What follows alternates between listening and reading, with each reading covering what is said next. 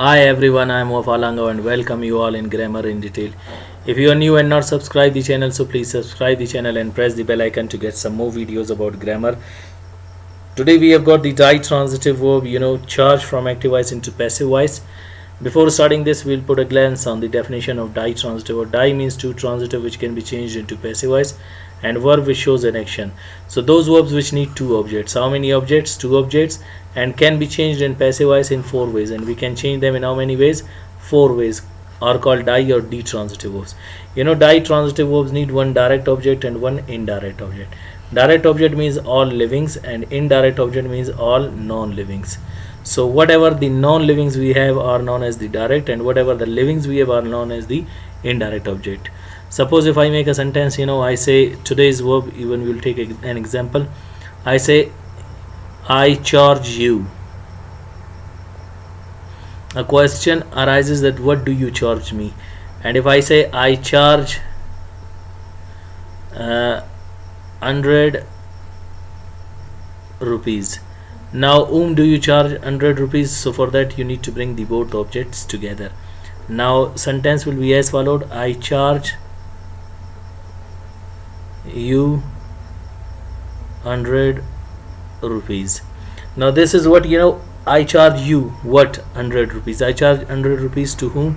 To you. So these are the two ways to change them into this is the first way to change it into active voice. And second way, mostly we bring indirect object at the beginning and direct at the end, but if you want to shuffle the places, indirect object you will be followed by a preposition. Sentence will be as followed: I charge 100 rupees to you.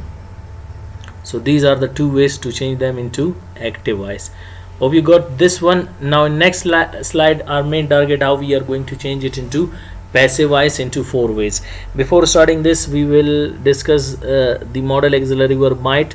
Why? Because today we will change the ditransitive verb charge with modal auxiliary verb might. So for that we will just discuss the remaining activities. See, must we have already discussed. We discussed after it, then ought to, and then we discussed should. After should we discussed can, and then we discussed could. After could we discussed may, and now we have got the modal auxiliary verb that is known as might. So these are the modal auxiliary verbs which we are going to discuss. Must is used for 100% for an action. Ought to is used for 85%. Should is used for 75%. Can is used for 50%. Could is used for 40%, and may is used for 30%. And last we have got might, that is used for 15%. So this is what if you understood the modal auxiliary verbs, you will not face any sort of problem, and these we have been discussing in our previous lectures one by one. So this is what we have already discussed about them. And might is used for rare action. It is the as well past of may, but in secondary level it can be used in present for 15%.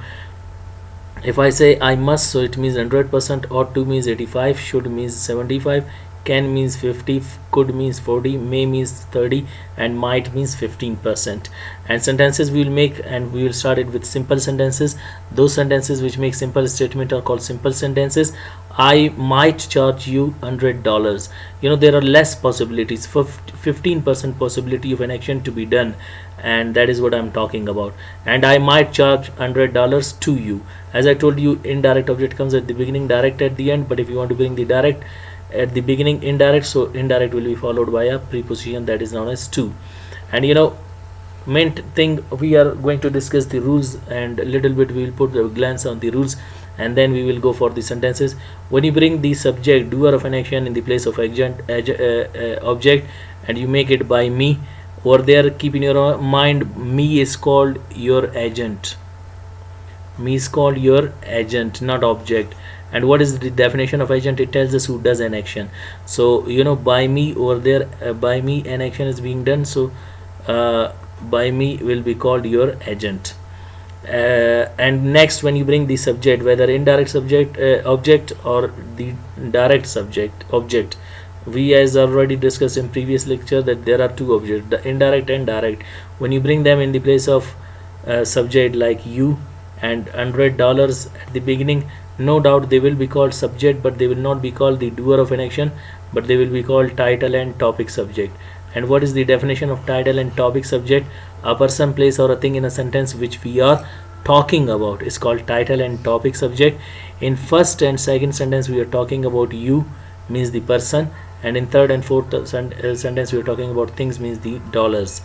Now see, when you bring indirect object in first and second sentence in the place of subject, by me comes at the beginning, $100 at the end, and $100 at the beginning, by me at the end. $100 when you bring in third and fourth sentence in place of subject, so by me comes at the beginning, to you at the end, to you at the beginning, by me at the end.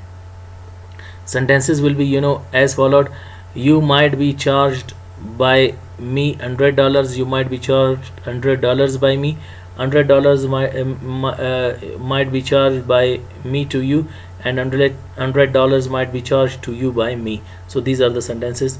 You can change them into 4 ways. Next we have got negative sentences. Those sentences in which we deny the statement, reject the statement, refuse the statement are called negative sentences.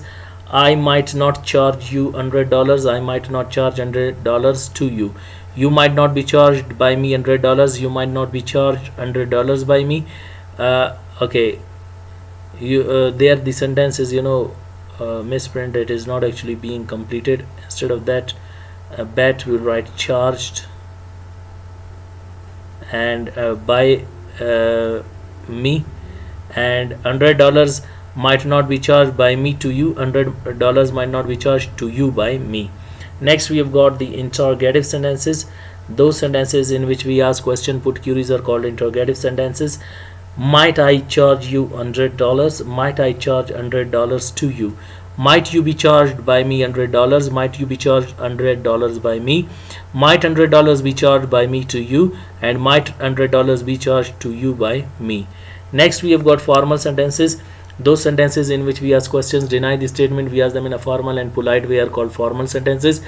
Informal sentences, we ask them with our seniors, with our elders, and to whom you are not close with.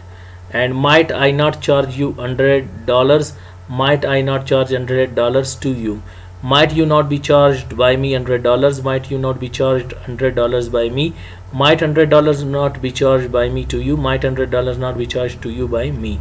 Next we have got last informal sentences. Those sentences in which we ask questions, deny the statement, and we ask them in an informal way. Might not short form is mightn't. Mightn't I charge you $100? Mightn't I charge $100 to you? Mightn't you be charged by me $100? Mightn't you be charged $100 by me? Mightn't $100 be charged by me for you, to you? And mightn't $100 be charged to you by me?